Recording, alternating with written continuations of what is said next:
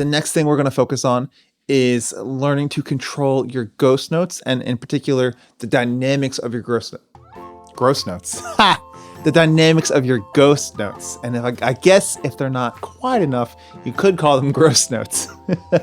To demonstrate this, we're going to learn a classic groove called the Purdy halftime shuffle.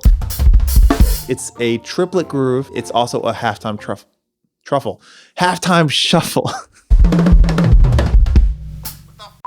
By the way, this entire lesson today was an excerpt from my new lesson course, Rhythmic Freedom, and it launches today. So if you want to see more lessons like this, hit the link in the description, and I will see you inside the course.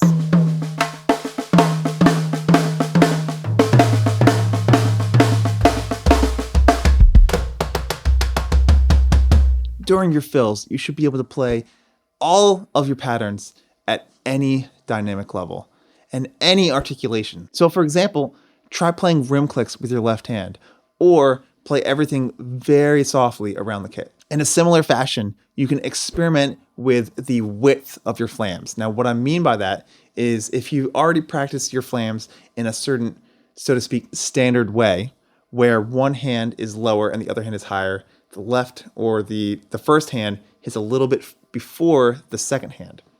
You can change those flams to be wider apart in time, or even change the dynamics that the two hits are played at.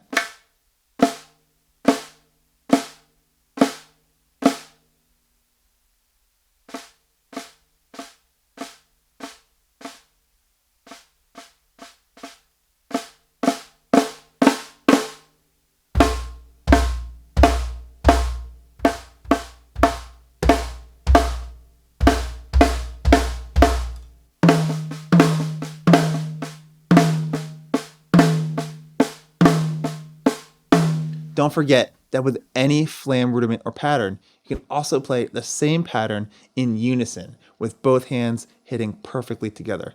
Being able to control how flammed or not flammed your note is a really essential part to expressing yourself on the kit. When you combine that with the different articulations that you can manipulate with those flams, you have an infinite variety of sounds you can pull from.